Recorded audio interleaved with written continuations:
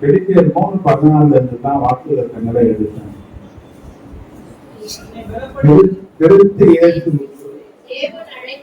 தேவன் அழைத்து பரம அழைப்பின் பந்தய பொருளுக்காக கர்த்தரை நோக்கி தொடருகிறேன்.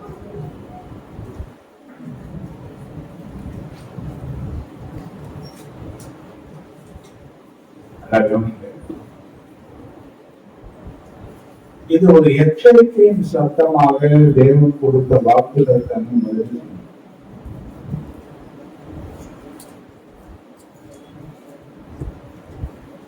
அதனாலதான் கடைசியாய் பேச வேண்டிய செய்திய முதல் வாரத்துல பேசணும். ஏன்னா முதல் வாரத்துல தான் கொஞ்சம் வராங்க, 2-3 வாரத்துல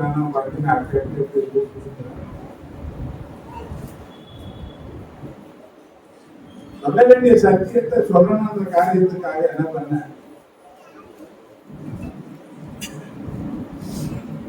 உனக்கு ஒரு அழைப்பு இருக்கு, பரம அழைப்பு சொல்ற. என்ன அழைப்பு? அந்த அழைப்புக்கு தகுதியானவர்களாக நீ நடக்கணும் என்று தேவன் எதிர்பார்க்கிறார். அழைத்த தேவன் உண்மையுள்ளவராக இருக்கிறார். அழைக்கப்பட்ட நீயும் நானும் எப்படி செயல்படுகிறோம் என்பதை பொறுத்துதான் உன்னுடைய ஆசீர்வாதங்கள், ஆவிக்குரிய வளர்ச்சி.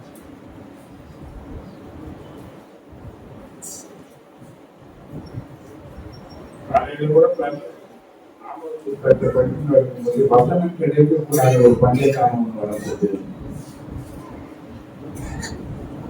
வசனம் கிடைக்கக்கூடாத ஒரு பஞ்சகாலம் வரப்போகுது. அப்ப வசனத்திற்கு முக்கியத்துவம் கொடுக்கக்கூடிய அளவுக்கு நாம வளர்ந்திருக்கணும், வசனத்துல சேரினவர்களாக இருக்கணும் என்ற ஒரு சத்தியத்தை நான் திரும்ப மட்டும் நான் சொல்றேன்.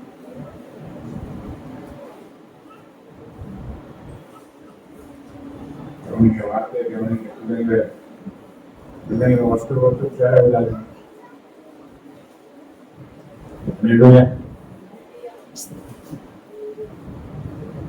அழைப்புல இருந்து விலகி போன, தவறி போன ஒரு மனுஷன் உங்களுக்கு பேச வைத்தாரு. அந்த மனுஷன் தெரியும்.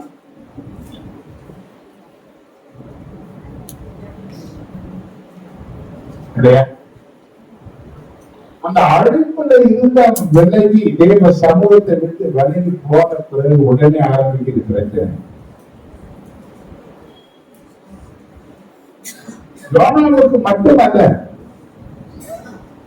நம்மையும் தேவன் தேர்ந்தெடுத்திருக்கிறார், தேவன் நம்மையும் அழைத்து இருக்கிறார், நம்மையும் நீதிமான்களாக்கி இருக்கிறார், நம்மையும் மகிமைப்படுத்துவேன் என்ற வாக்குத்தத்தம் நமக்கு இருக்கு.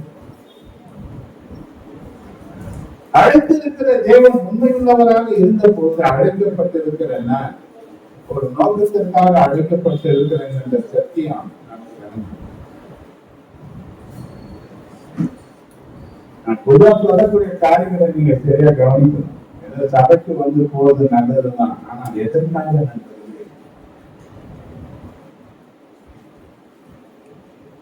எதற்காக தன் வீட்டாகிய சபையிலே தேவன் என்னை கொண்டு வந்து போதிக்கிறார்? நான் எதனை வளர்ச்சி அடைய வேண்டும் என்று எதிர்க்கிறார்? என்னை எதற்காக தேவன் பயன்படுத்த விரும்புகிறார்?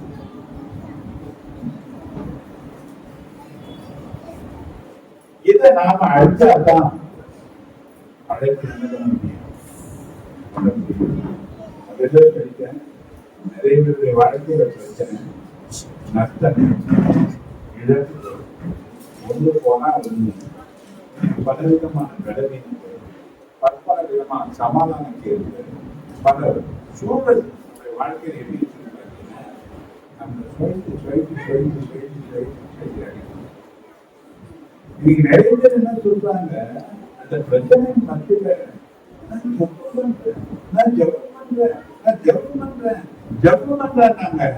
இப்போ அந்த யோனா போன கப்பல்ல இருக்கிறவங்க அத்தனை பேர் எல்லாம் ஜெபம் பண்ணாங்க. உலஜாதியா கூட ஜெபம் பண்ணாங்க. ஒருவேளை தான் வணங்குற தெய்வம் என்ன காப்பாற்றுமா என்ற நிலையில எல்லாம் அவவும் வணங்குற தெய்வத்தை நீங்க ஜெபம் பண்ணுன்னு சொன்னான். அந்த கப்பல்ல இருந்த அத்தனை பெருஞ்சாம காத்து நின்றுச்சா? அட நின்றுச்சா? அந்த கப்பல்ல மோதின காரியம் உடைந்து போகுமோ என்ற பயம் எடுத்துருச்சா? அது நீங்கிச்சா? கரை சேர்ந்ததா கப்பல? அப்ப இந்த ஜபம் தானே பண்ணாங்க. ஏன் இந்த ஜபம் கேட்கப்படல?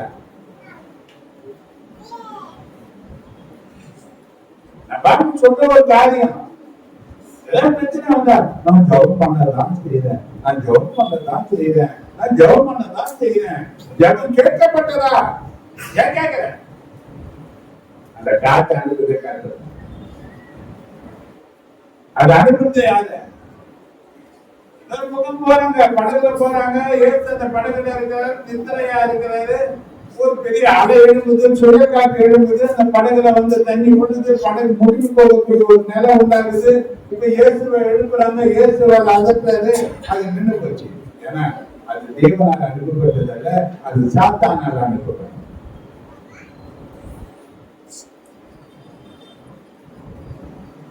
சாத்தானால அனுப்பப்பட்டது, தேவனால ஒரு முடிவுக்கு வந்தது. ஆனால் தேவனால அனுப்பப்பட்டது ஒரு முடிவுக்கு யாராலையும் கொண்டு வரவே முடியாது. அப்ப அது முடிவுக்கு வரணும்னா என்ன பண்றது? என் குடும்பம் கொந்தளிக்குது, என் குடும்பம் பிரச்சனையா இருக்குது, என் குடும்பம் ஒழிஞ்சிருமோ என்ற பயமா இருக்கு, என் பிள்ளைகளை குறித்து பயமா இருக்கு, என் மனைவியை குறித்து பயமா இருக்கு, என் புருஷனை குறித்து பயமா இருக்கு. பல விதமான பயங்கள் கொந்தளிக்குது குடும்பத்துல. வேலைகள் ஒரு பக்கம், வருமானம் இல்லாத ஒரு பக்கம், பல பிரச்சனைகள், போராட்டங்கள், தேவைகள் அதிகமா இருக்கு. என்ன பண்றதுன்னு தெரியல. பாரம் ஏறினே இருக்கு. உழுது வேணும், விழுது போக வேணும். பயம் எங்க இருக்கு? சாத்தானால வந்ததுன்னா நிமிடம். தேவனாலே அனுப்பப்பட்ட பிரச்சனையாக அதை நிறுத்த யாராலையும் முடியாது. அது நிறுத்துவதற்கு ஒரே ஒரு வழிதான் இருக்கு.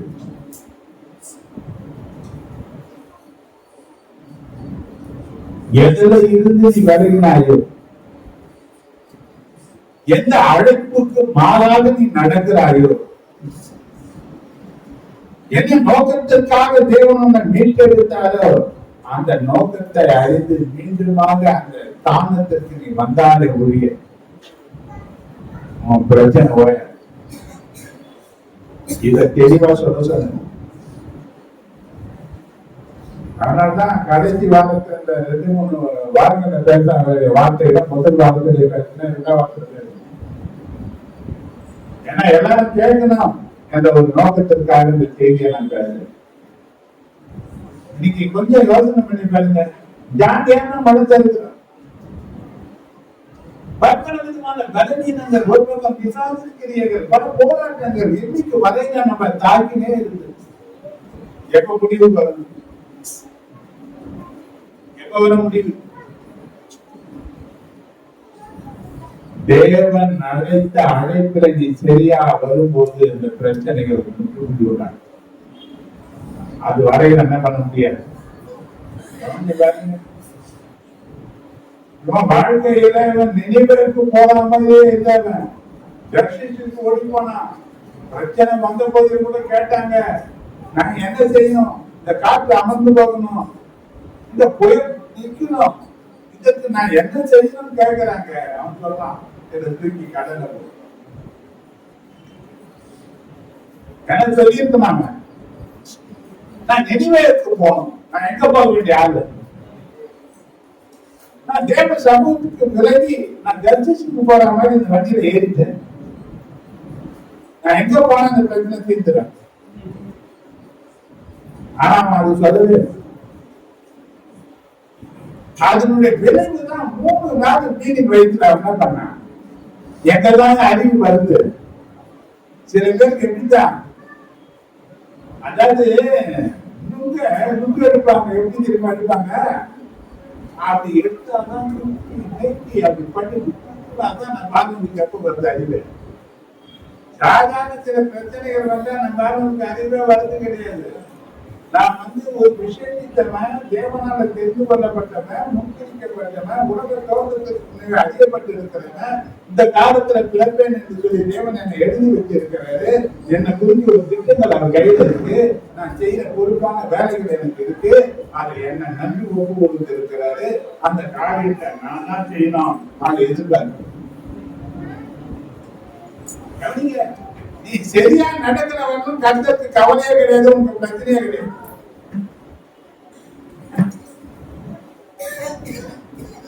எப்போ அந்த நிலையிலிருந்து தவறுகிறாயோ அப்ப தேவன் வாழ்க்கையில குறிப்பிடாத எங்கேயா போடான்னு சொல்லி விட்டுட மாட்டேன். இவன் சொல்லுவான் தெரியும், கடல்ல தான் போடணும். சொல்றதுக்கு முன்ன பெரிய மீன் என்ன பண்ணிட்டு அது எங்கதான் கொண்டு வந்து உங்களுக்கு திருப்பணம் மாற்ற மாதிரி அது காரியத்துக்கு யாரு எடுத்துனாங்க? நினைவர் கரையில எவ்வளவு பெரிய அழைப்பு அவங்களுக்கு. 40 நாள் பிரசங்கம் பண்றாங்க, 40 வருஷமா பிரசங்கம் பண்றாங்க. 40 ஆத்மா கூட ஆதாயம் நடத்த முடியல. 40 நாள் பிரசங்கம் 1,20,000 பேர் ரட்சிக்கிறாங்க. இனிமே பட்டணமே ரட்சிக்கப்பட்டுச்சு. எல்லாம் பணம் தெரிஞ்சாங்க. அதுக்கு கூட எனக்கு சந்தோஷம் இல்லை. அது அழிந்துதான் முடியாதுங்களா?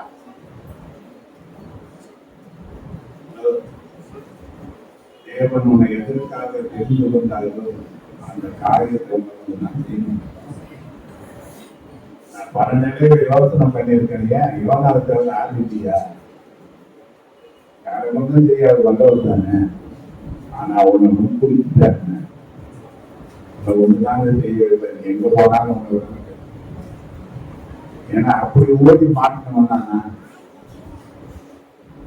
வரையில வந்தப்போ ஒழுங்கா வராம ரொம்ப சாமர்த்தியமா தண்ணி குடிச்சு ஓடினா மாதிரி ஓடி தூங்கின மாட்டி வந்தவங்க.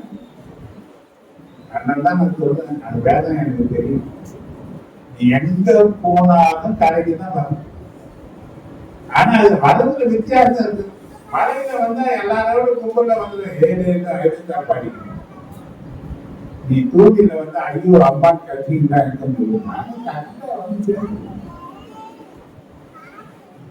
அன்னைக்கு வந்து விழுந்த கரையில இன்னைக்கு வந்து ஒரு பாடத்திலே விழுந்து கிடக்கிற கருத்து அரையா இன்னொரு காரியத்தை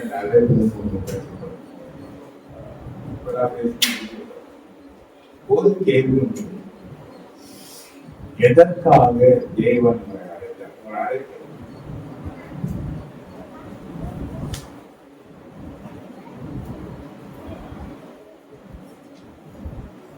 ஒரு கிறிஸ்தவனாய் இருக்கிற நீ எதற்காக தேவன் அழைத்தார்? எதற்காக அவனை தெரிந்து கொண்டார்? ஏன் அழைத்தார்? ஏன் நீதிமான் ஆக்கினார்? ஏன் உன்னை மகிமைப்படுத்துவேன் என்று சொன்னார். ரோமர் 8:30 பார்க்க.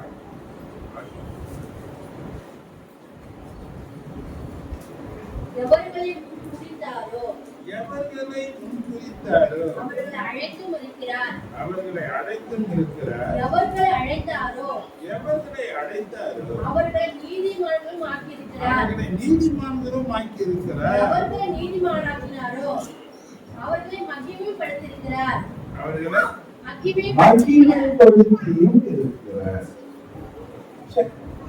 பல காரியங்கள் நம்மளோட இத்தனை மேன்மையான ஆசீர்வாதங்கள் தேவன் அழைத்து அழைக்கப்பட்டவன் தானே, நம்ம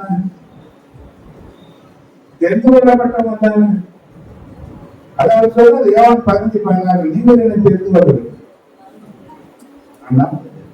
யார் தெரிஞ்சீங்க? தெரியுமா?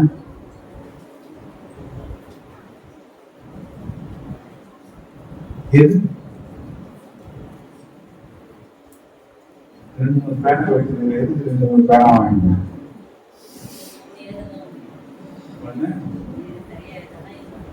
சரியா எழுதுனா அப்ப அட்வான்ஸ் ஸ்டேஜ் ஒன்றும் அது எழுதாத போயிடுச்சுன்னா என்ன சொல்றது நான் வாங்கிட்டேன். அப்ப ஆண்டவர் ஒண்ணு எதிராக தன் ரத்தத்தை கொடுத்து விளையாடுகிற ரத்தத்தில் நான் உன்னை கிடைத்து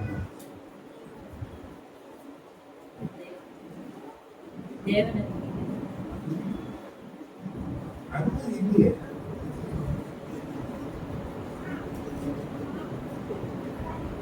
காக்கா கூட பிடிச்சிக்கிறது அதுக்கு ஆகாரம் கொடுக்கலாம். கூப்பிடுற காக்கை குஞ்சிக்கு தேவன் ஆகாரம் கொடுக்கிறார்.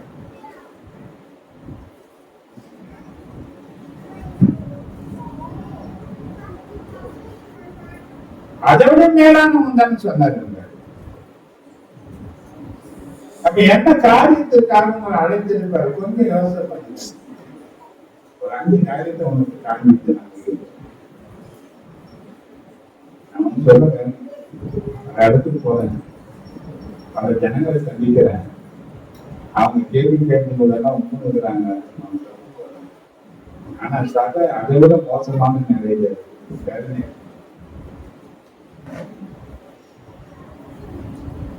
எங்களுக்கு சொல்லி தந்தாங்க. கற்றுக்கொள்ளக்கூடிய ஆர்வம் உனக்கு இருக்கணும், வாஞ்சை இருக்கணும். வாஞ்சை இல்லாம வளர முடியாது.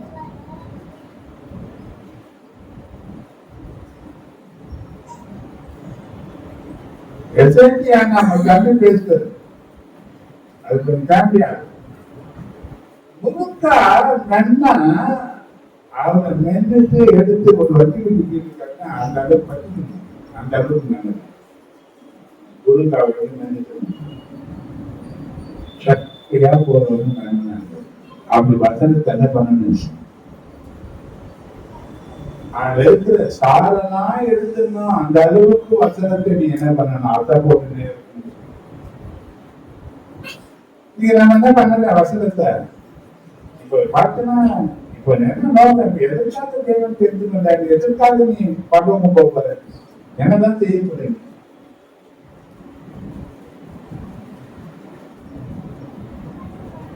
நம்மளுக்கு தெரிஞ்சதெல்லாம் ரட்சிகள் பற்றியா, அபிஷேகம் பண்ண பற்றியா, இதுதான் ஆட்சிக்குரிய சபையா போறது.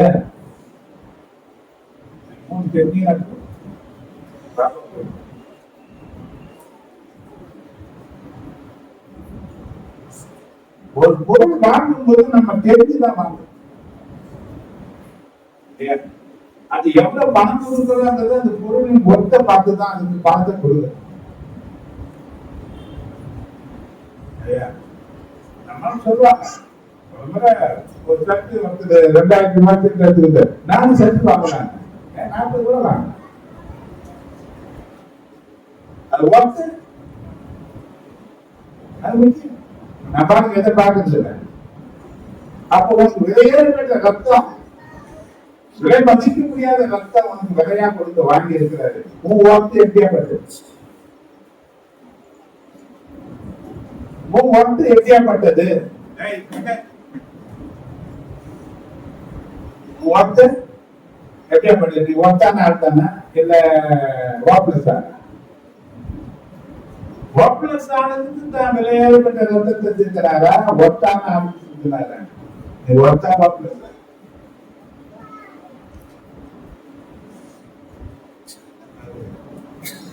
நீ ஒர்த்தா வாப்ளஸ் ஆன?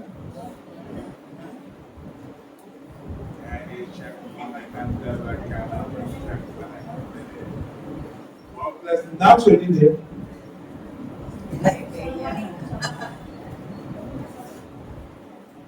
எது சொன்னாலும் மாற்றிக்கோம். அதனால சிரிச்சு பேசாம ஆயிடலாம். நீங்கதான் புத்திசாலிதான். சொல்ல தெரியல சரி. வெளிதான் கேட்கிறேன்னு பார்த்தா அவங்கதான் கேட்கிறேன்னு பார்த்தா எனக்கு கொடுத்துருக்கிற மந்தையில அது தெரியல.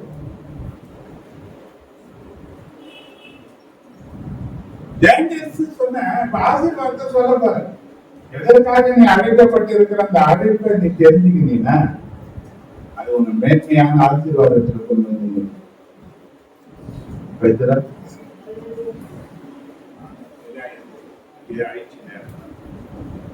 சரி. 1 தீமோத்தேயு புத்தகம் 6:12.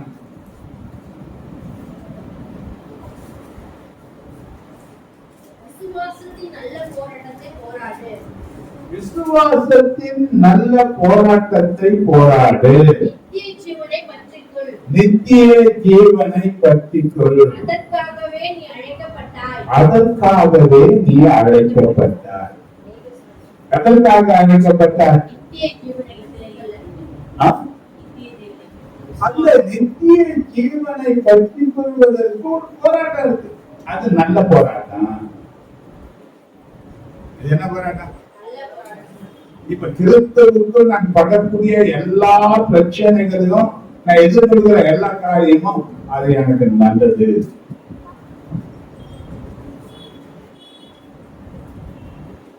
என்ன போராட்டம்? நல்ல போராட்டம். எதற்காக நல்ல போராட்டத்தை போராட்டம்? நித்திய ஜீவனை பற்றிக்கொள். அதற்காக நீ அப்ப நித்திய ஜீவன் என்ன?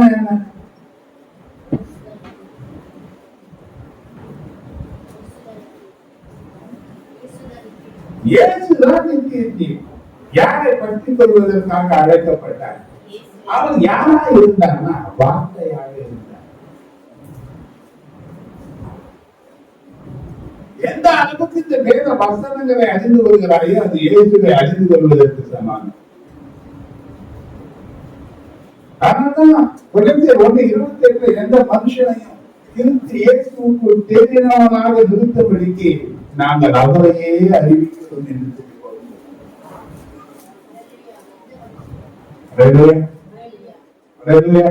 எந்த அளவுக்கு நீங்கள் தேடி இருக்கிறீர்கள் இயேசுவை பற்றி அறிவில்லை. நித்திய ஜீவன் இதுதான். நித்திய காலமாக தேவனோடு வாழக்கூடிய ஜீவன் இயேசுதான். இந்த இயேசுவை பற்றிக் கொள்வதற்கு ஒரு போராட்டம் இருக்கு. அது விசுவாச போராட்டம். பல பிரச்சனைகள் இருக்கு, பலவிதமான போராட்டங்கள் இருக்கு, பலவிதமான தீமைகளை எதிர்கொள்ள வேண்டியது இருக்கு. நன்மை செய்தால் தீமைகள் வருது, நமக்கு விரோதமாக எழுதக்கூடிய ஆயுதங்கள் பல காரியங்கள் இருக்கு. ஆனா எந்த நிலையிலேயும் அந்த போராட்டத்துக்கு கொண்டு போகும். ஒரு நோக்கம் இயேசுவை பற்றிக் கொள்வதில், நித்திய ஜீவனை பற்றிக் கொள்வதில் நீ உறுதியுள்ளவர்களாக காணப்படணும். ஏன்னா அது ஒரு அழைப்பு. இதைதான் நாம பார்க்கிறோம். ரோமர் 8:36 அவன் சொல்றான், கிறிஸ்துவின் அன்பை விட்டு நம்மை பிரிப்பவன் யார்? முதல்ல என்ன வருது? என்னதான் வருது? உலகத்துல நமக்கு என்னதான் இருக்கு? உபத்திரவமோ, வியாகுலமோ, துன்பமோ, பசியோ, நிர்வாணமோ, நாச மோசமோ, பட்டயமோ, எல்லாவற்றிலே நாம் நம்மை அன்பு கூறுகிறவர்களாலே பிரிக்க முடியாது. பிரிக்கக்கூடிய அந்த நித்திய ஜீவனை பற்றிக் கொள்வதில் ஒரு உறுதியற்ற தன்மை உண்டாக்குவதற்காக சென்று கொண்டவர்களுடைய போராட்டங்கள் தான். ஆனா அழைப்புல உறுதியாக இருக்கிற ஒரு மனுஷன் இதை மேற்கொள்ளுவான், இதை எதிர்கொள்ளுவான். ஒரு நாளும் அவன் கிறிஸ்துவை பற்றிக் கொள்வதிலிருந்து அவன் கடமையை பகலும் விலகும். அடைவுக்கு என்னதான் அடைவு? ஒரு குடும்பத்தை கொஞ்சம் நிறுத்திப்பாரு, ஒருத்தர் கொண்டு வந்து கொஞ்சம் நிக்க வைத்து கொஞ்ச நாள் பேசிப்பாரு, என்னமா குடும்பம் எப்படின்னு கேட்டுப்பாரு. கதை கதையா 4 கதை எழுதணும், 4 சிப்பா எழுதணும். ஃபேமிலியா இருக்கும், சண்டையா இருக்கும், அழுகையா இருக்கும். எப்படி இருக்கு கதை? அதன் மத்தியிலையும் கிறிஸ்துவை பற்றி சொல்வதனால எத்தனையோ வீண்படிகள், எத்தனையோ பொறாமைகள், எத்தனையோ விதமான உபத்திரவங்கள். கிறிஸ்து உன்னை நடத்துகிறார், தாங்குகிறார், வழி நடத்தி கொண்டிருக்கிறார். ஏன்னா நீ யாரை கண்டுபிடிச்சு என அழைப்பது நித்திய ஜீவனை பற்றிக் கொள்ளும்படியாகவே நீங்க அழைக்கப்பட்ட இந்த உலக வாழ்க்கையில நிறைய பிரச்சனை போராட்டம் எதற்காக வந்ததுன்னா இந்த நித்திய ஜீவனை நான் பற்றிக் கொள்ளக்கூடாது என்பதற்காகவே. ஏன்னா நித்தியமா நம்ம எங்க வளரும். இந்த பிரச்சனை கொஞ்சம் அது புரியல. இதெல்லாம் மாறி தேவன் என்றைக்குமே மாறாதவர், என்றைக்குமே மாறாதவர். அப்போ அவருடைய நித்திய தீர்மானம். அதனால நான் நடத்தினேன் 2 தீமோத்தேயு 1:9 நீங்க பார்த்தீங்கன்னா,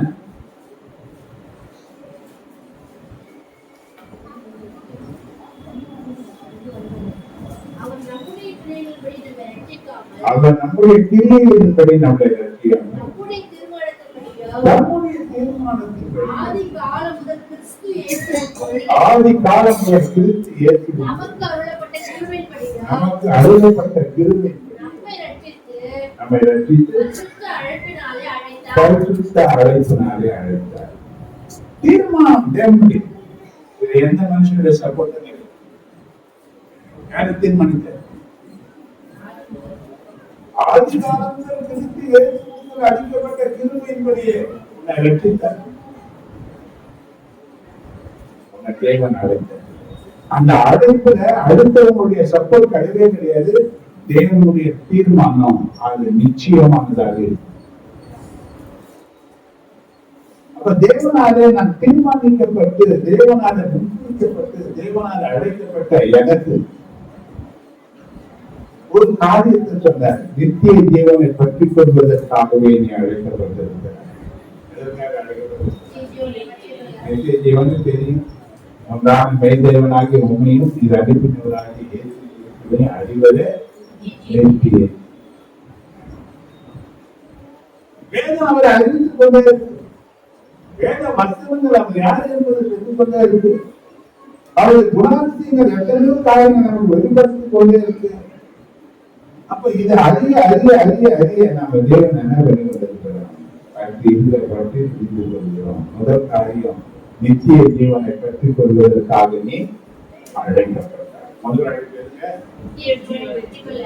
இரண்டாவது ஒரு அழைப்பு 1 பேதுரு 3:1.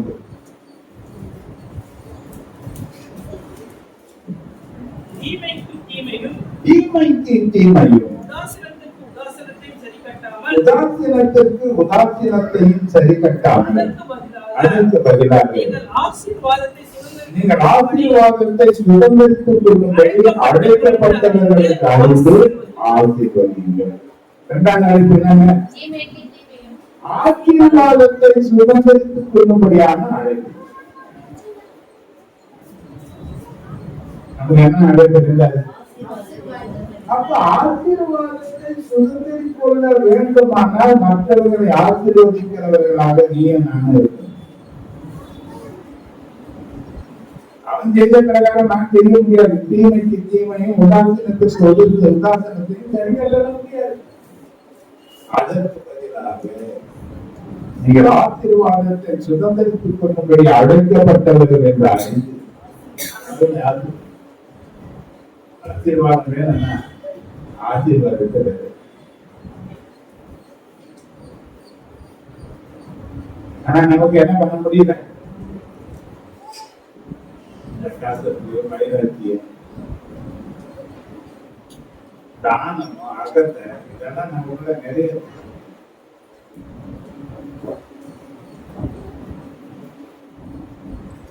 பரலோகத்துல ஒரு கூட்டம் இருக்கு.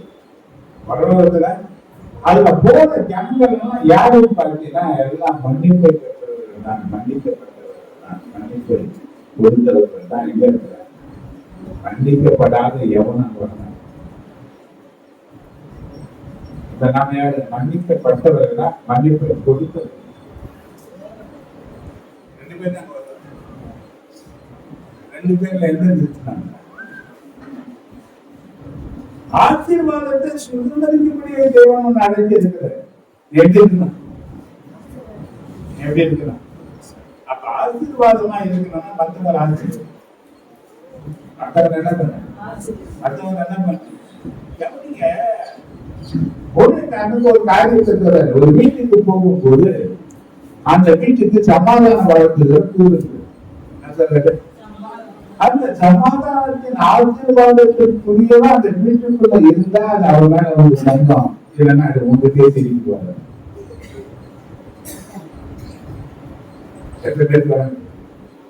நீ சொல்ற ஆசீர்வாதம் அதற்கு தகுதியானவனாக அவன் இருந்தார், அந்த குடும்பம் இருந்தார்.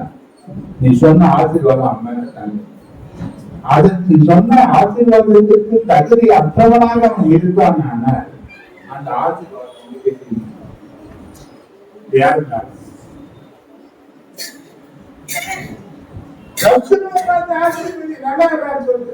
நல்லா இருக்க, வாழ்ந்து சுகமா இருக்க, நீ வாழ்ந்து சுகமா இருக்க. சத்து எந்த மனுஷனும் நமக்கு சத்து கிடையாது. சாப்பிட்டா மட்டும் சத்து எதுக்கு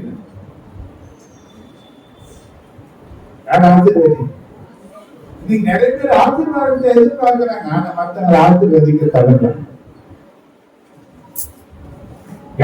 ஒரு ஊழியக்காரனை கர்த்தர் ஆசீர்வதிக்கிறாருன்னா என்ன காரணம் நினைக்கிறீங்க நீங்க?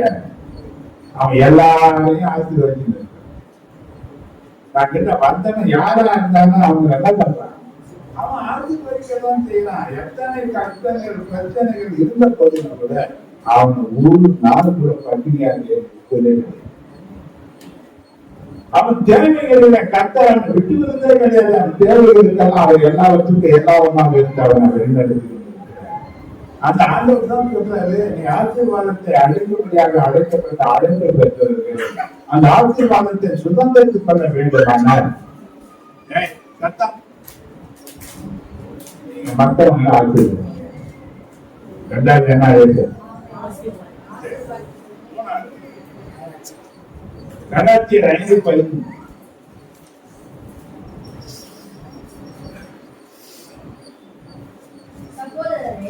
சகோதரரே,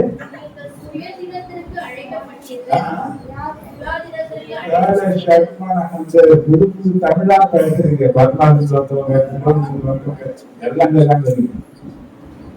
சுயாதீனத்திற்கு அப்படின்னு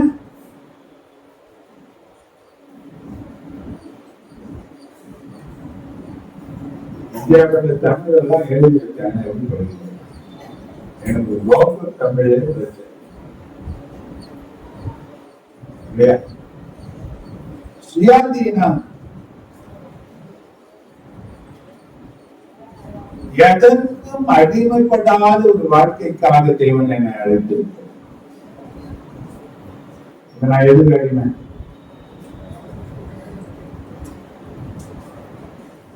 எதற்கு அடிமை? பொண்ணுக்கா, பொருளுக்கா, மண்ணுக்கா?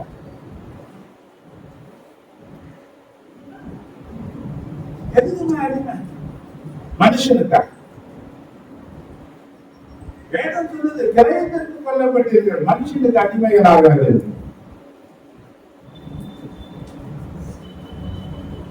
இதுக்கு யாருக்கு அடிமை போனாங்க?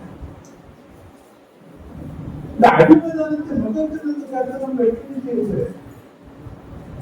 அவர் என்ன பண்ணியிருக்கு? நான் கிறிஸ்துவுக்கு அடிமைகளாக இருக்கும்படியாக அழைக்கப்பட்டவங்க வேற எந்த காரியத்திற்கு நாம் அடிமைப்படக்கூடாது. பணம் வரும், ஆனா பணத்திற்கு நாம் அடிமைகள் அல்ல. அது நம்மள ஆளக்கூடாது, அது நாம தான் ஆளணும். பணத்தை யார் ஆளுது? நீ யார் அதை அடிமை கொடுத்து? அந்த ஆளக்கூடிய உரிமையை கற்று நம்ம வேலைதான். அப்ப ஒன்றுக்கு அடிமைப்படக்கூடாது என்ற நிலையில நான் அழைக்கப்பட்டவன். ஆனா இன்னைக்கு அழைக்கப்பட்ட ஜனங்கள் சொல்ல முடியும், எத்தனை மனுஷர்களுக்கு அடிமையான ஏமா ரொம்ப தெரிஞ்சவங்க பார்த்து அவங்களுக்கு பார்த்து நான் போன என்னைக்கு எங்க போனா எங்க போனா? ஆனா முதல்ல எதற்காக அழைத்தாரு அந்த அழைப்பை அறிந்திருந்து நாங்க எங்க இடம் கொடுக்கணும்? எதுக்கு அடிமைப்பட அழைத்தவரை தவிர மேலான காரியம் ஒண்ணுமே கிடையாது. நான் சொல்றேன், எப்பெல்லாம் தேவன் ஒன்றை சொல்லி அதற்கு மீறி நம்ம நடக்கணும் அப்பெல்லாம் பிரச்சனை தான். குசியாதே என்று சொன்னாரு ஆதாமுக்கு ஏமாந்திருக்கும். குடுக்க ஒருத்தன் வந்தான்,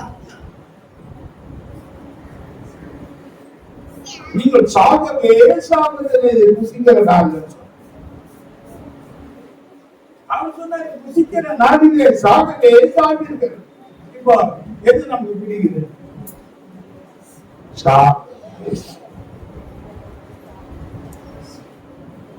என்ன நடந்தது அவங்களுக்கு? தேவனுடைய அன்பை விட்டு போனாங்க, நாடுடைய பார்த்தாங்க, வேந்தர் தலையில சித்திர அளவுக்கு பாடுபட்டு உடைச்சாங்க. அது சரியான பரவாயில்ல. நாடுகளாக மாறி போனாங்க. அண்ணன் தம்பிகளுக்குள்ள பிரச்சனை வந்து குடும்பம் கொலைக்கார குடும்பத்துல ஒரு கொலைக்காரன் வர்றதுக்கு காரணம் இத்தனை பிரச்சனையும் ஏன் வந்தது? ஏன் வந்தது? தேவன் சொன்னதற்கு மாறாக நடக்கும்போது இத்தனை பிரச்சனைகள் யார் எதிர்கொள்ள? யார் எதிர்கொள்ளணும்? அப்ப தேவன் சொல்றாரு, ஒன்னுக்கு நீ அடிமைப்படக்கூடாது. அதனாலதான் இந்த உலகத்துல கொண்டு வந்தது ஒண்ணும் கிடையாது, கொண்டு போக போதும் எல்லாம் அனுபவிக்கிறதுக்கு அனுகிரகம் யாரால கொடுக்கப்பட்டிருக்குன்னா, நான் சொல்றது ஏற்கனவே பணம் வச்சிருக்கேன். இந்த ஹாஸ்பிட்டல் பக்கம் எல்லாம் போய் பாருங்க, எவ்வளவு பணம் செலவு பண்றதுக்கு அவங்க பணம் ரெடியா வச்சிருப்பாங்க. ஆனா லட்சக்கணக்கான பணத்தை செலவு பண்ணி ட்ரீட்மெண்ட் எடுக்கிற அளவுக்கு லட்சக்கணக்கான பணம் செலவுப்படுகிற அவங்க 2 இட்லி சாப்பிட முடியாத அளவுக்கு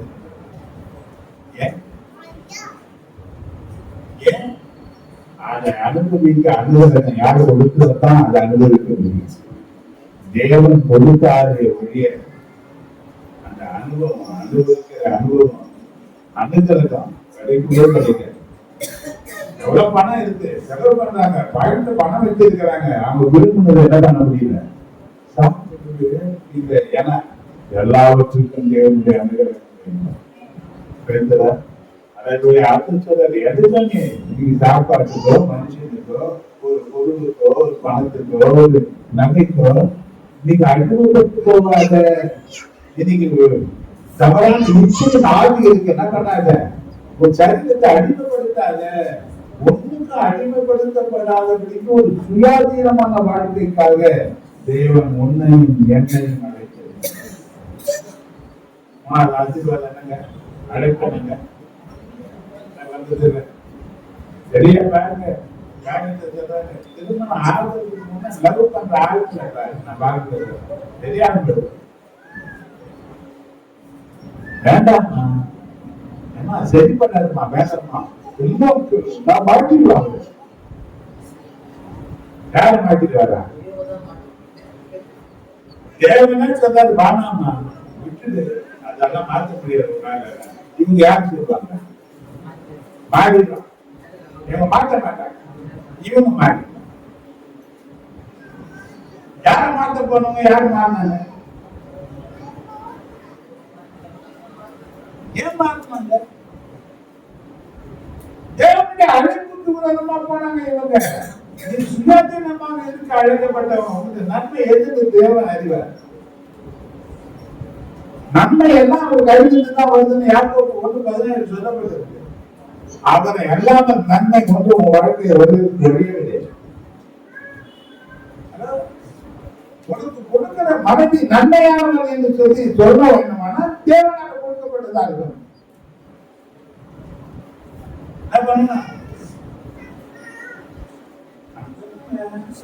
எங்க காலத்துல பார்த்தீங்கன்னா கல்யாணம் நாங்க பண்ண என்ன அந்த அம்மாவுக்கு பிடிக்கலாம், அந்த அம்மா ஆனா கல்யாணம் நடந்து அது தேவனை அறியாத காலம். தேவனை அறியாத காலம். எவ்வளவு பிரச்சனைகளை அனுபவிச்சாங்க, எல்லாம் நடந்தாங்க. ஆனா இன்னைக்கு தேவனால அறியப்பட்ட அந்த குடும்பம் இணைக்கப்பட்ட போது எனக்கு எத்தனையோ பிரச்சனை. அத்தனை பிரச்சனையில் அவங்க யார தங்கக்கூடிய ஒரு துணையா இருந்தாங்கன்னா ஏன் கர்த்தர் அந்த இணைப்புல இருக்கிற இந்த குடும்பத்தின் இணைப்புல எங்க 2 பேருக்குள்ள 3வது ஆளு 30 யாரா இருக்கிறாருன்னா தேவனா பிரச்சனைகள் வராம இல்ல, அந்த பிரச்சனை அங்கேயே அது நாள் கணக்கா போறது இல்ல, மாச கணக்கா போறது இல்ல, வருஷ கணக்கா நாங்க இருந்தது கிடையாது. அன்னைக்கு அந்த பிரச்சனை தீர்ந்து. தப்புன்னா நாங்க போயிட்டு ஏமா தப்பு பண்ண சாரின்னு சொல்றதுல வெட்கப்படுறதெல்லாம் கிடையாது.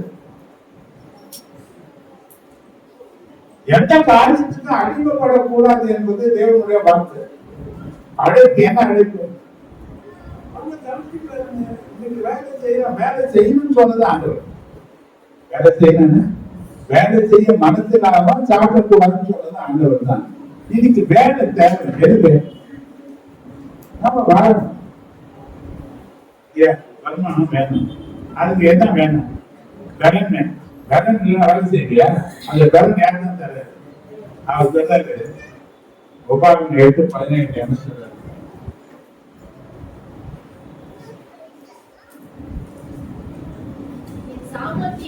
என் சாமர்த்தியம், என் கை பலனும் இந்த ஐஸ்வர்யத்தை எனக்கு சம்பாதித்தது என்று நீ இருதயத்தில் சொல்லிக் கொள்ளாமல் இருக்கும்படி எச்சரிக்கையாயிரு. தேவனாகிய கர்த்தரையே நினைப்பாயாக. அவரே உன் பிதாக்களுக்கு ஆணையிட்டு கொடுத்த நம்முடைய உடன்படிக்கை உறுதிப்படுத்தினாலே உனக்கு உண்டாயிருக்கிறது ஐஸ்வர்யத்தை சம்பாதிக்கிறதுக்கான பலனை உனக்கு கொடுக்கிறத தேவனாகிய கர்த்தரை நீ மறந்து தேவனாகிய கர்த்தரை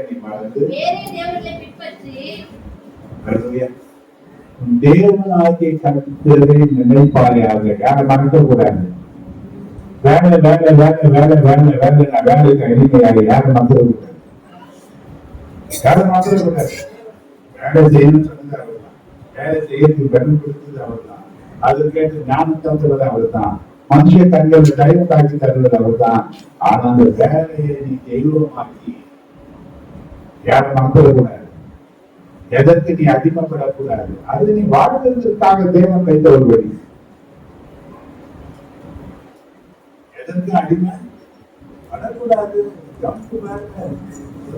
இன்னைக்கு ஊழிய காரியத்துல 3 காரியம் சொல்லுவான்.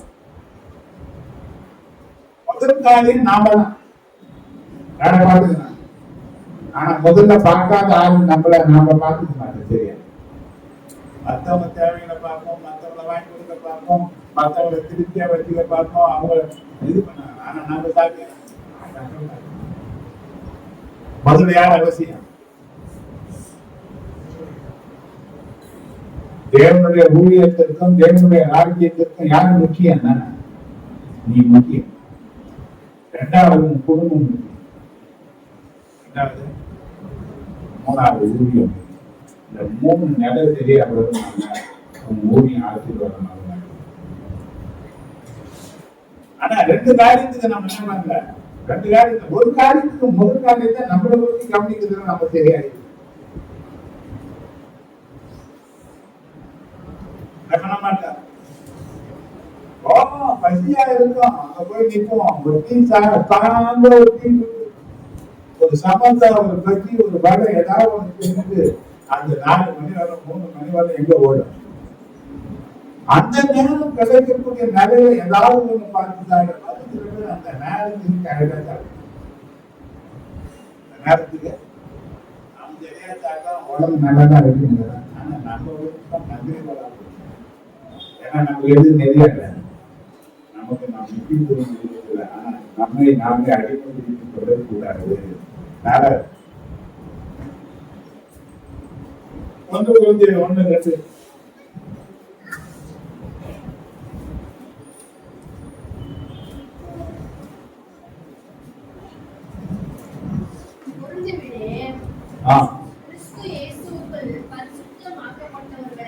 கிறிஸ்து இயேசுவுக்குள் பரிசுத்தமாக்கப்பட்டவர்களையும் பரிசுத்தவான்களாகும்படி 4வது அழைப்புனாங்க பரிசுத்தவான்களாகும்படி அழைக்கப்பட்டது. எதற்காக அழைக்கப்பட்டீங்க?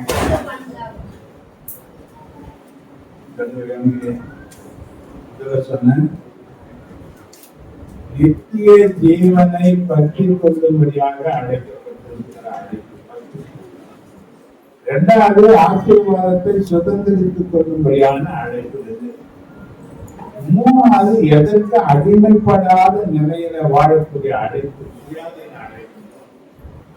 நாலாவது அழைப்பு, பரிசுத்தவான்களாகும்படியாக அழைக்கப்பட்டார்கள். எதற்காக அழைப்பு? அப்ப பரிசுத்தவான்கள்னா யாரு?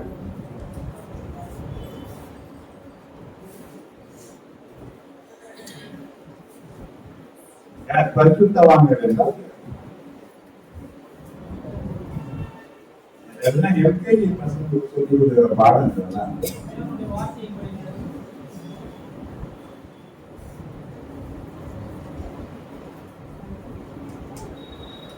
பரிசுத்தவான்கள் என்றால் யார்?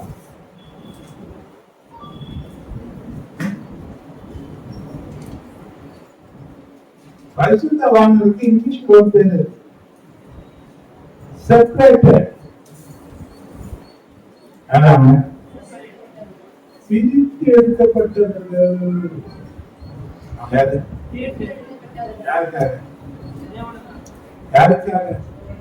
யாருக்காக? அப்ப யாருக்காக வாழ வேண்டியது? அவன் தான் பரிசுத்தவான். இப்ப நான் யாருக்காக வாழணும்? அப்படியா? அப்படியே தேவனுக்காக தான் வாழணும்.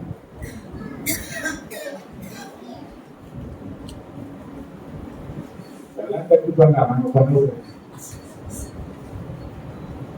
ஏன்னா நான் இன்னைக்கு உலகம் உண்டாக்கத்துக்கு ஒன்று தெரிஞ்சிருக்கு.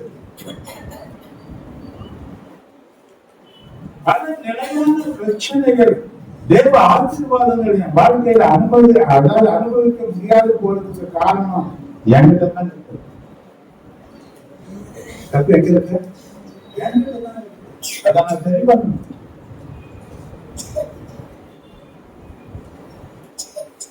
ஒரு காரியத்தை எனக்கு ஆனந்த் நினைக்கிறார். நான் உடல் ஊழியக்காரனாக ஊழியம் செய்து கொண்டிருக்கிறேன். நாங்கள் எங்க பார்த்து வந்து நாங்கெல்லாம் சபை நடந்தது.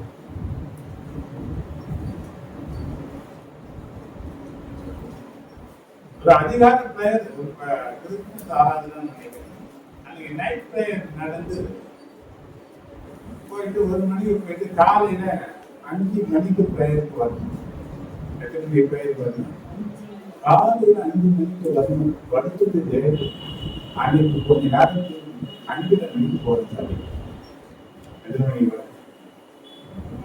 6 நடந்து என் கை காட்டி அவ்வளவு கோபம். ஏன்?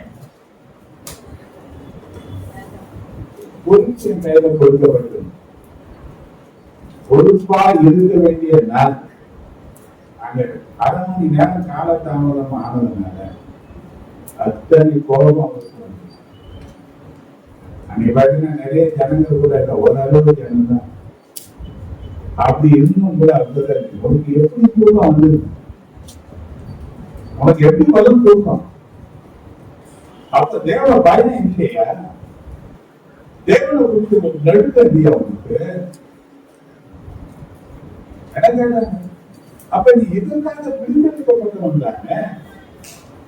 இந்த காரியத்துல செய்வதற்கு ஒரு ஜாக்கிரதை தன்மை இல்லைன்னா எப்படி மேல வளருங்க என்ற ஒரு நிலையில அன்றைக்கு அன்னைக்கு எல்லாத்தையும் சந்திச்சு அந்த தப்பை ஏற்றுக்கொண்டு அது தெரிஞ்சே நடந்ததுனால கர்த்தருடைய இருக்கிறது நான் நினைக்கிறேன். நாம கடினமான வார்த்தைகள் எல்லாம் கூட நான் பேசுறேன். அப்ப எங்களை கடினமான வார்த்தைகளை பேசுவார். சாக்க மாட்டாங்க. முதல் ஆரம்பத்துல இந்த பார்த்து பார்த்தீங்கன்னா 5 நிமிஷம் வருவாரு சபைக்கு. பண்ணக்கூடாது. இத போல 2 பாயிண்ட் போடுவோம். அவ்வளவுதான் இருக்கு சபை, வீடு வேலைதான் இருக்கா. இப்படி போகணும். நேற்று இருக்கும். யார்தான் போடணும்? எடுத்து நாங்க தான். அதை போறது நாங்க தான். என்ன விட மாட்டேன். ஏன்னா கொஞ்சம் வயசுல பெரிய வந்ததுனால அந்த இடத்துல நான் ஒரு மாதிரி துல்லாக்கமா வந்ததுனால இது கூட இருந்தா போடணும். ஆனா எங்க போய் கவனிச்சு பாருங்க, சனிக்கிழமை நைட்டு 10 மணிக்கு கோடம்பாக்கத்துக்கு கூட்டுவாங்க திருத்தாம. அது மேல கொண்டு கீழே பார்த்தீங்கன்னா ஆங்கிலேயர் வந்து பசங்க வந்து வீடு வச்சு கரெக்டா பண்ணிருக்காங்க. மேல போகும் சைஸ் ஒரு மலையடி வாரத்தை விட்டுட்டு மேல போனா அந்த கன்னியாகுமரி ஆற்றுல இருக்கிறத போனா அந்த பக்கம் சின்ன கிலோமீட்டர் மாதிரி இருக்கும். சுத்தி பாதைகள், இந்த பாதைகள் மேல போய் போது பட்டக்கார போடுறது எங்க பட்டக்கார சபையில முழங்கால் கிடையாது. முழங்கால் ஜபமே கிடையாது. தாழ்மையை பற்றி பேசணும். இன்னைக்கு ஜபம் கேட்கப்படாததுக்கு நிறைய காரணம் தாழ்மையே கிடையாது. நம்மகிட்ட தாழ்மையின் அடையாளம் தான் முழங்கால். இந்த முழங்கால் ஜபம் போட்டு ஜபம் பண்ணிட்டு எல்லா காரியங்களுக்கும் ஜபம் பண்ணி 2:30 மணிக்கு வீட்டுக்கு வருவோம். நைட்டு 10 மணிக்கு சபை ஆராதனை. இதுல சாப்பாடு வேலை செய்யணும். அந்த வாரத்துல சாப்பாடுன்னா இப்ப ஹோட்டல்ல வாங்குற மாதிரி கிடையாது. அன்னைக்கு என்ன அந்த அடுப்பு கட்ட அடுப்பு வச்சு 3 குடும்பம் சேர்ந்து சாப்பாடு சபைக்கு செய்யணும். அர்த்தனை செய்யணும். பார்த்து ஒரு ஸ்பெஷலா ஏதாவது செய்யணும். எல்லாத்தையும் வித்தியாசம் எல்லாத்துக்கும் எனக்கு வித்தியாசம் இல்லையான்னு கேட்கு. அவ்வளவு செய்துட்டு ஒரு 5 நிமிஷம் லேட்டான அப்ப வந்து சபையும் வீடும் வராது. அவர் சபையில என்ன பண்றாரு, வீட்டுல அவர் வந்து பார்த்துட்டா இருப்பார், வெளியே வரமாட்டாரு. ஆனா உள்ள வந்து எல்லாத்தையும் என்ன பண்றாரு, எந்த நேரம் வந்தோம் எப்போ வந்தோம் எல்லாம் பார்ப்பாரு. ஒரு 5 நிமிஷம் லேட்டா வந்தா அன்னைக்கு நாங்க செய்த சாப்பாடு சாப்பிடுவோம். சாப்பாடுக்கு வழியில்லாத நினைச்சீங்களா? தேவனுக்கு பயப்படாத ஆகாரம் என்று தேவையே கிடையாது. அந்த குடும்பம்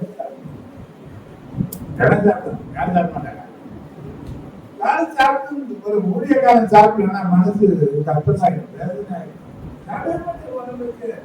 உனக்கு தேவ பயம் இல்லாம போனதுன்னு ராத்திரி ஏன் நம்பதான் வந்தேன், உங்களுக்கு வந்தேன், ஏன் உங்களுக்கு பயம் இல்லாம போச்சு?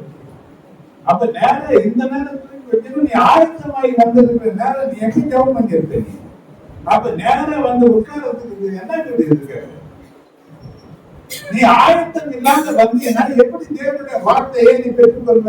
ஆயத்தம் இல்லாதவருக்கு எது தருவார் ஆண்டுவது? எப்படி வளர்த்தாங்க? அன்னைக்கு கடினமான வழியில வளர்த்தாங்க. சில நேரங்களை பார்ப்பேன், கரெக்டா முடிய போறதுக்கு ஒரு காலம் 20 நிமிஷம் அவர் கூட கோபம் 5 நிமிஷம் லேட்டா வந்து இவ்வளவு பேசினாரு. இது 3/4 மணி நேரம் பேசி வருது. இவ்வளவு தாங்கல பார்வையாளர்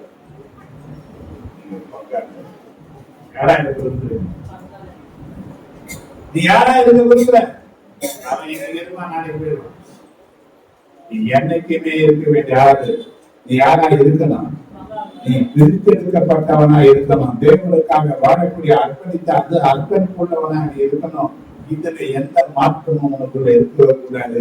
ஏனென்றால் உனக்கு கொடுக்கப்பட்ட அழைப்பு பரிசுத்தவான்களாக முடியாத யாராவது அழைப்புனாங்க? பரிசுத்தவான்களாக முடியாத. அப்ப இன்னைக்கு உங்க எப்படி பாக்குறீங்க இந்த அழைப்புல?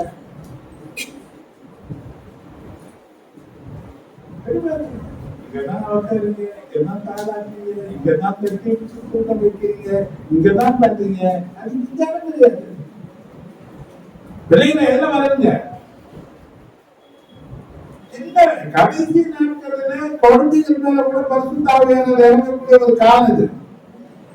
விலையில எங்க வைக்க குழந்தைகள் தீர்க்க தரிசனம் பேசக்கூடிய ஒரு காலகட்டத்துல பரிசுத்த ஆவியானவர் ஊற்றப்படக்கூடிய ஒரு காலம் வரப்போகுது.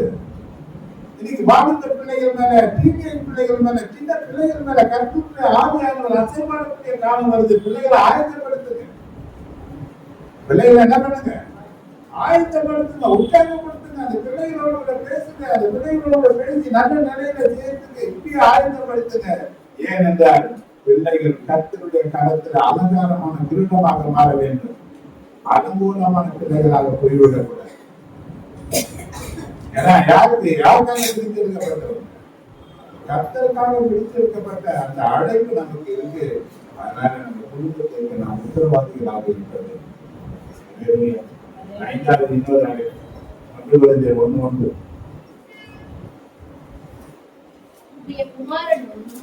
நம்முடைய குமாரன்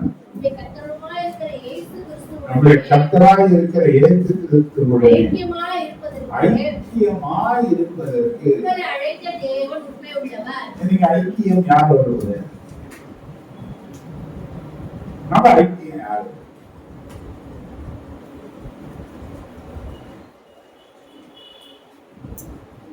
அழைப்பு கிறிஸ்துவோடு ஐக்கியமா இருப்பதற்கு அழைத்திருக்கிறது. அழைக்கப்பட்டவங்க யாரு ஐக்கியமா இருக்கணும்?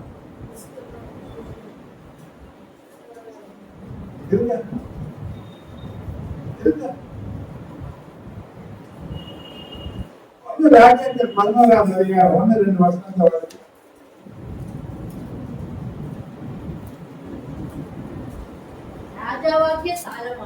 ராஜாவாகிய சாலமோன் பார்வோனின் குமாரத்தியை நேசித்ததும் அல்லாமல் மோவாபியரையோ அம்மோனியரையோ ஏதோமியரையோ சீதோனியரையோ எத்தியோப்பியருமாகிய அந்நிய ஜாதியான அநேக ஸ்திரீகள் மேலும் ஆசை வைத்தார். ஆசை வைத்தான். எங்க அந்நிய ஜாதியாரான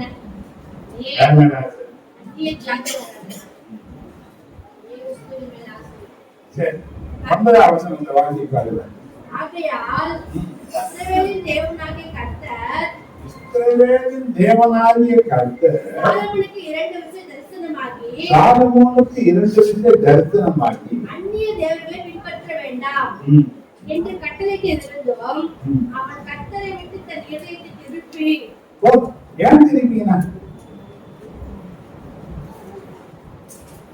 அந்நிய ஸ்திரீகளுக்காகத்தான் தேவாலயத்தில் அவன் விக்கிரகங்களை விட்டான்.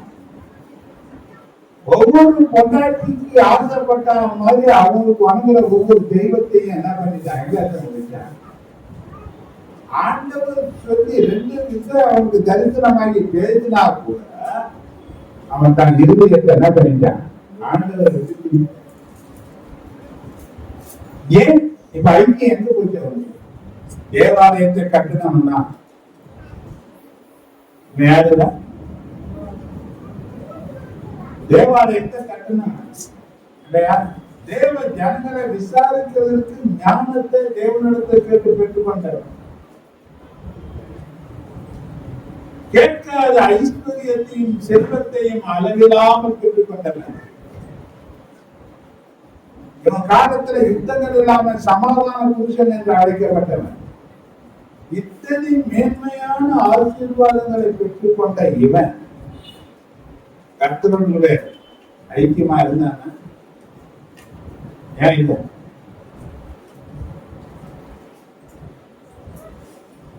ஏன் இல்லை? இவன் ஆசை கர்த்தர் மேல இல்ல, அநேக பெண்கள் மேல போச்சு. இவன் ஆண்ட 40 வருஷ காலகட்டத்துல பார்த்தீங்கன்னா 20 வருஷம் உண்மையா இருந்தான், 20 வருஷம் பின்வாங்கிப்பான். 20 வருஷம் கர்த்தருக்காக வாழ்ந்தான், 20 வருஷம் பெண்களுக்காக வாழ்ந்தான். வாழ்க்கை எங்க போச்சு? பேர் பார்த்தீங்கன்னா விசுவாசத்தை தேவாலயத்தை கட்டணும். பேர் எங்க? பலத்தின் பிள்ளை என்று சொல்லப்பட்ட 8ஆவது பேர் இருக்கு. தேசியா இந்த ராகாவின் பேர் இருக்கு. தேவாலயத்தை கட்டின சாலமோன் பேர் இல்லை.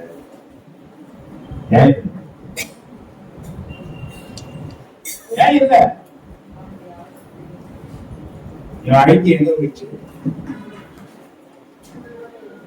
நம்ம ஐக்கியம் யாரு? எதனால உன்னுடைய ஆசை? ஆசை எங்கேயோ ஐக்கியம், ஆசை எங்கேயோ எவ்வளவு தூரம் பார்க்க மாமனார் நீரோடைய வாங்கிட்டு கதறது போல அது எவ்வளவு தூரம் பார்க்க தாகம் தீர்க்கணும். அதுக்கு என்ன வேணும்? தாகத்தை தனித்து கொள்ளணும். அது தூரத்தை பார்க்காது, அது நேரத்தை பார்க்காது. அது எங்க வரும்? மானா இருக்கிறியா? ஓகே, ஆண்டவருக்கு ஆரம்ப காலத்துல நாங்க வளர்த்துதான் பாத்தீங்கன்னா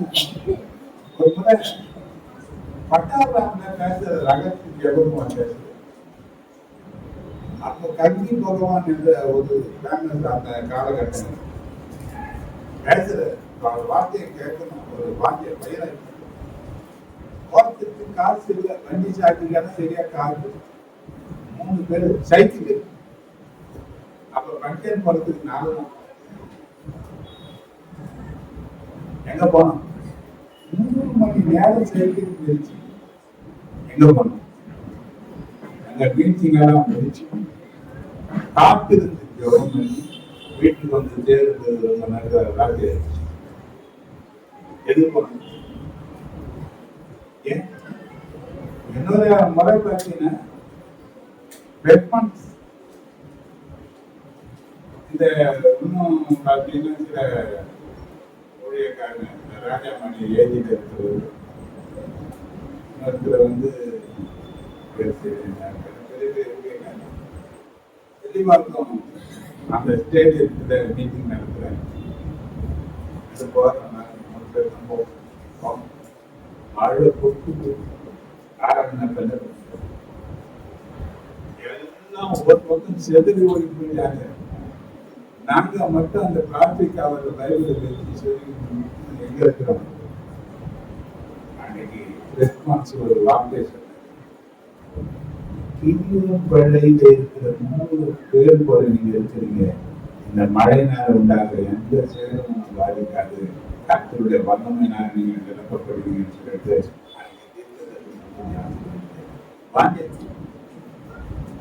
வைராக்கியம் எங்க இருக்கணும்? எங்க இருக்கணும்? யாரோட ஐக்கியம் ஆசை எங்க இருக்கணும்? அந்த ஆசை தான் வைராக்கியத்துல வளர செய்யும். கர்த்தருக்காக வைக்கிற ஆசை தான் எதையும் எடுக்க செய்யும். கர்த்தருக்காக எடுக்கணும் யாருமே கிடையாது. நம்ம கொடுத்த பல மடங்கு ஆசீர்வதிச்சு தான் தேவன் தராரு. ஒரு கணக்கும் தண்ணி ஒன்று தரணும், 100 மடங்கு ஆசீர்வாதத்தை கர்த்தர்.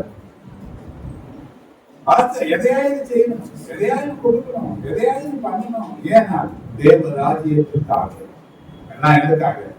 ஏன் அதை செய்தேன்னா தேவனுடைய நல்ல ஐக்கியம் வளர்க்க. அழைப்பு எதுங்க? அதனால நித்திய ஜீவனை பெற்றுக்கொள்ளும்படியாக அழைக்கப்பட்ட அழைப்பு. 2வது அழைப்பு ஆசீர்வாதத்தை சுதந்திரிக்கும்படியான அழைப்பு. 3வது சுயாதீனனாக இருக்கும்படியான அழைப்பு. 4வது பரிசுத்தவான்களாகும்படியான அழைப்பு. 5வது இப்ப எதற்காக அழைக்கப்பட்டீங்கன்னா சொல்லுவீங்களா? வேற யாராவது கேட்டீங்கன்னா இல்ல மத்தவங்க யாராவது கேட்டீங்களா? கேட்டவனுக்கு பதில் கேட்காதனுக்கு கேட்க எதற்காக அழைக்கப்பட்டிருக்கிறார்? இந்த அழைப்பினாலே உண்டாகிற ஆசீர்வாதங்கள் என்ன என்பதை கர்த்தருக்கு வரலாறு. இந்த அழைக்கப்பட்ட அழைப்பினால உண்டாகிற ஆசீர்வாதத்தை பேசுற அழைப்பு குறித்து பேசுறேன். கர்த்தரை ஆசீர்வதிப்பதாக நான் திரும்ப சொன்னேன். சரிப்படுத்தி பார்வைக்கு நம்ம பாஸ்டர் தானே, நம்ம பாஸ்டர் தான். நம்ம தேவனுடைய வாக்காக்கி அது பட்ட பாரு. ஏன்னா தேவன் சொல்ல சொல்லிதான் நான் சொல்றேன். தேவன் சொல்ல சொல்லிதான் அந்த வாக்கு தத்துவத்தை நான் பேசுறேன். நஷ்டங்களும் இழப்புகளும் உங்க வாழ்க்கையில மாறணும். புது வருஷத்துல குறையில்லாம நீங்க மற்றவங்களுக்கு ஒரு நிறைவான ஆசீர்வாதத்தோட இருக்குன்னா இன்றைக்கு உங்க அழைப்பை சரிப்படுத்துங்க. உங்களுக்கு என்ன முன்குறித்தாக எதற்காக அழைத்தாக என்ன செய்ய சொன்னாலும் அதுல நீங்க தெளிவா இருங்க. அதுல கான்பிடன்ஸே கிடையாது. அதுல சரியா இருந்தீங்கன்னா எல்லா காரியமும் சரிப்படுத்த தொழில் வாழ்க்கை செய்கிற எல்லா பிரயாசங்களையும் ஆசீர்வதிப்பார். இழப்புகளும் நஷ்டங்களும் குடும்பத்துல வராதபடிக்கு கர்த்தர் பாதுகாப்பார். தேவ சமாதானம் ஆண்டு கொள்ளும்படியாக செய்வார். சத்துருக்களை சிதறடிப்பார். சத்துருக்களுக்கு தேவனை சத்துருவாக மாறுவார். அழைப்பை சரியா நடந்தீங்க, புரிஞ்சுக்கீங்க. கர்த்தர் பரம தருவாரு.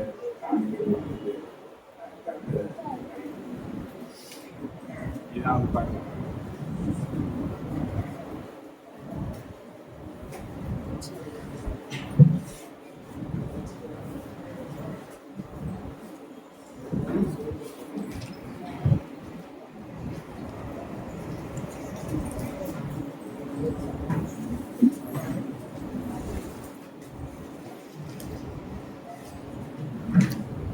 ஆராதிக்க உம்மை ஆராதிக்க இன்று ஆராதிக்க சொல்லியுள்ளோம்.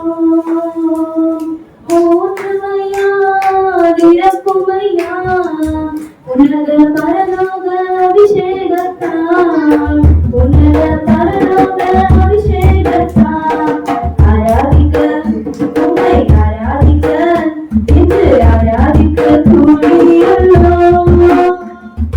போற்றுமையா நிரப்புமையா உன்னத பரலோக அபிஷேகத்தால் உன்னத பரலோக அபிஷேகத்தால் உன்னதரே உம்மை ஆராதிப்பேன் உயர்ந்தவரே உம்மை ஆராதிப்பேன் வல்லவரே உம்மை ஆராதிப்பேன் வழிகாட்டியே உம்மை ஆராதிப்பேன் உன்னதரே உம்மை ஆராதிப்பேன் உயர்ந்தவரே உம்மை ஆராதிப்பேன் வல்லவரே உம்மை ஆராதிப்பேன் வழிகாட்டியே உம்மை ஆராதிப்பேன். ஆராதிக்க உம்மை ஆராதிக்க இன்று ஆராதிக்க கூடியுள்ளோம். போற்றுமையா நிரப்புமையா உன்னத பரலோக அபிஷேகத்தால் உன்னத பரலோக அபிஷேகத்தால் நம்பிக்கையே உம்மை ஆராதிப்பேன் நங்கூரமே உம்மை ஆராதிப்பேன் புகழிடமே உம்மை ஆராதிப்பேன் புகழ்ச்சியிலே உம்மை ஆராதிப்பேன் நம்பிக்கையே உம்மை ஆராதிப்பேன் நங்கூரமே உம்மை ஆராதிப்பேன் புகழிடமே உம்மை ஆராதிப்பேன் புகழ்ச்சியிலே உம்மை ஆராதிப்பேன். ஆராதிக்க உம்மை ஆராதிக்க இன்று ஆராதிக்க கூடியுள்ளோம்.